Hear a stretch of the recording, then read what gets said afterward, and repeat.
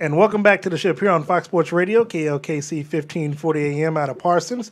On the line with me all the way from Bristol, Connecticut is the one and only ESPN radio host of the Freddie Coleman Show, Mr. Freddie Coleman. Freddie, how are you doing this afternoon?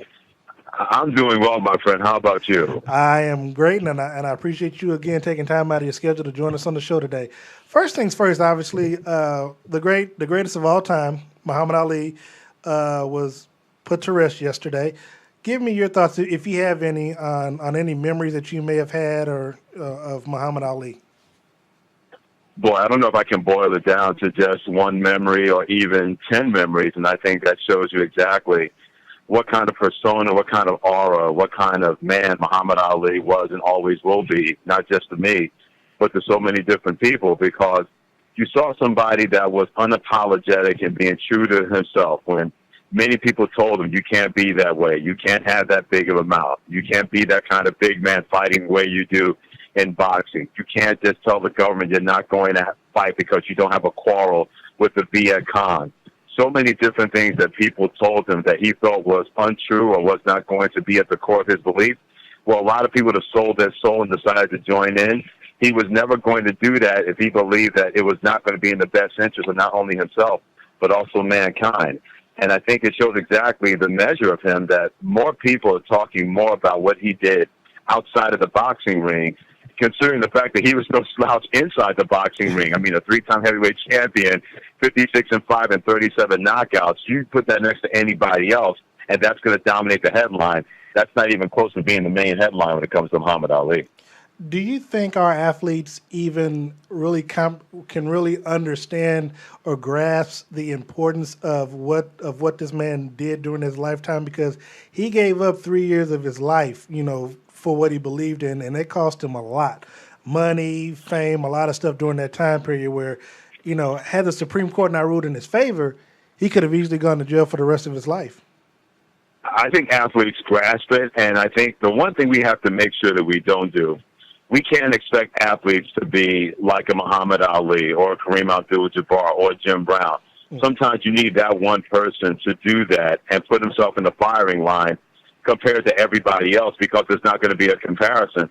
I think athletes fully understand. If they didn't understand it before, they clearly understand it now if they didn't have any idea of what he did at the height of his powers, deciding, I'm going to stay true to my beliefs, and I'm not worried about what people think about me as a boxer, what people think about me as a man, how much time I'm going to lose in the ring, or how much money I'm going to lose. That was never, ever a factor to him because he felt what he was doing was right.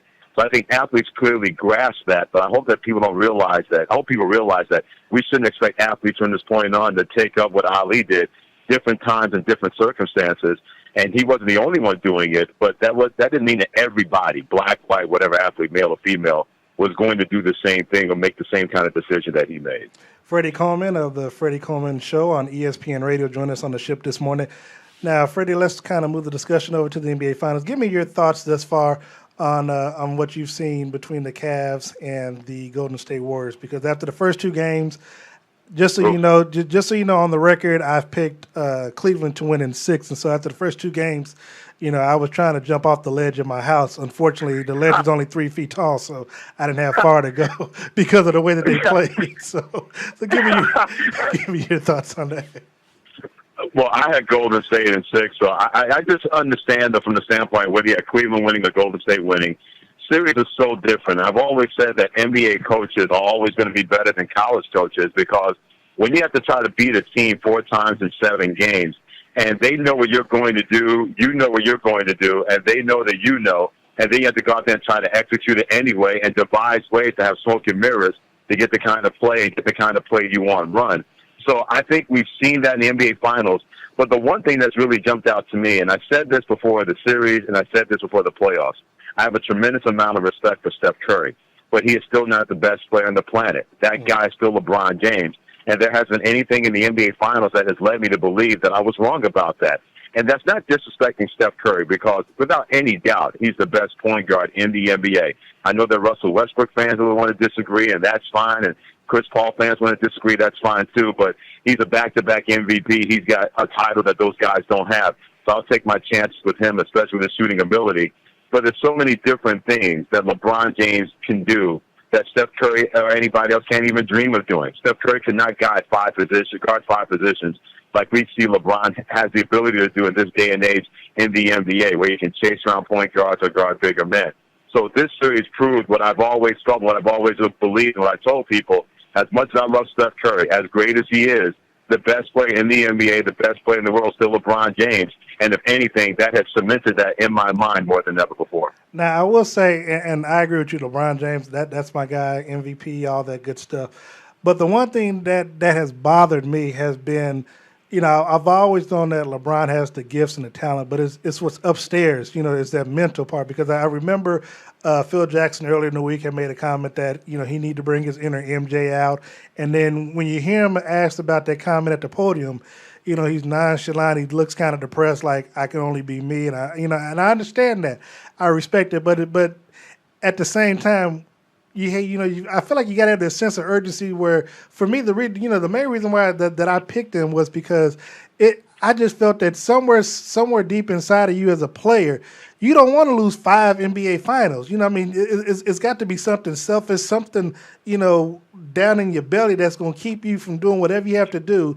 If you have to be selfish and score 100 points, that's what you're going to do, and that's what it'll take to win the championship. That's what I'm thinking.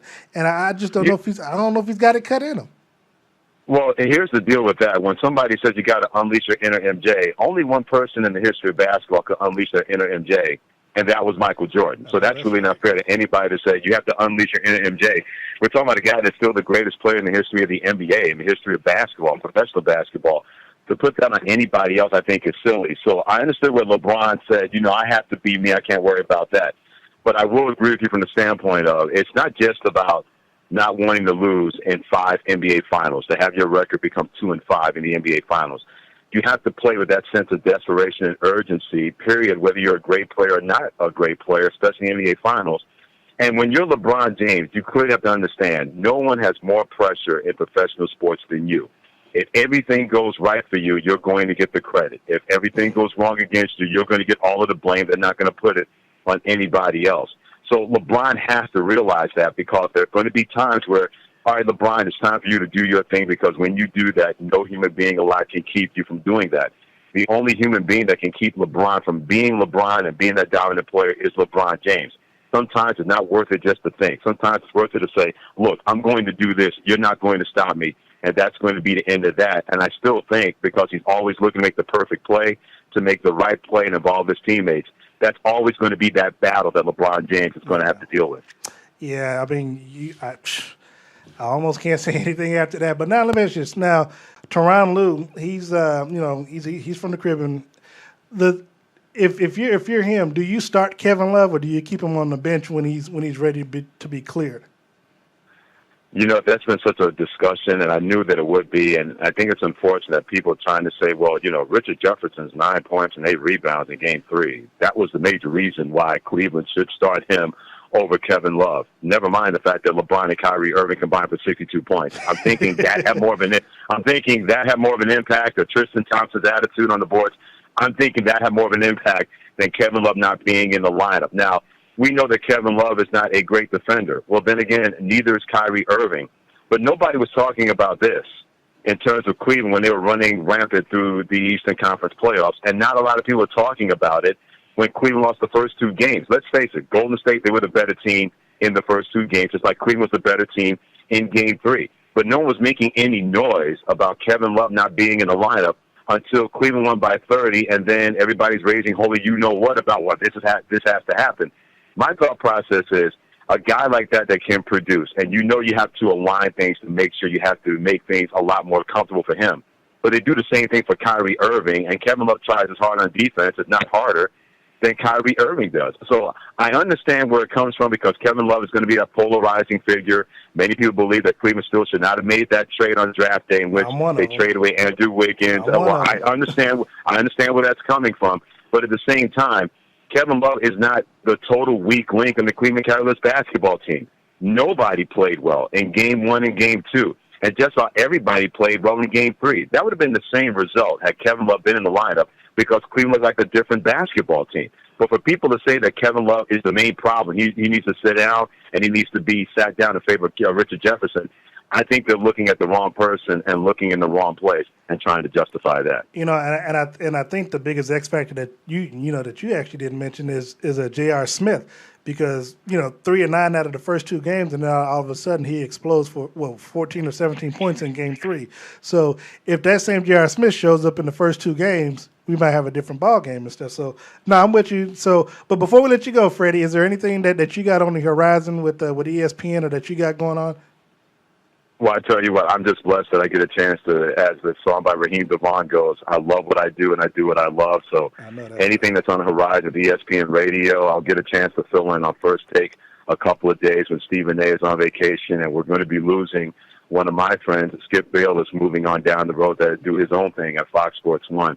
But anytime I get a chance to be around an audience, whoever is out there, whether they're driving along or listening at work or listening at home or listening in their driveway, anytime somebody gives me the time, I don't care how long it is, I'm always appreciative, because I know I'm always blessed to get a chance to do what I do and love what I do. Well, Freddie, again, I appreciate your time. And, I'm definitely going to have you back on, because I want to expand the conversation.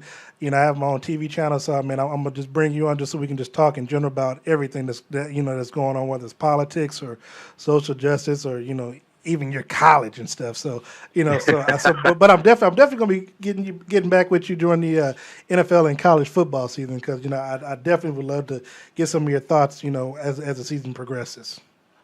Absolutely. Anytime, man. Let's do that sooner than soon, my friend, okay? But that's a promise. All right, Freddie Coleman from the Freddie Coleman Show, ESPN Radio. Join us on the ship today. And, again, keep it locked in here each and every Saturday here on Fox Sports Radio, KOKC, 1540 AM. Make sure to grab your boarding pass to get on the ship with Darren Smith, exclusively on Fox Sports Radio, 1540 AM, KLKC.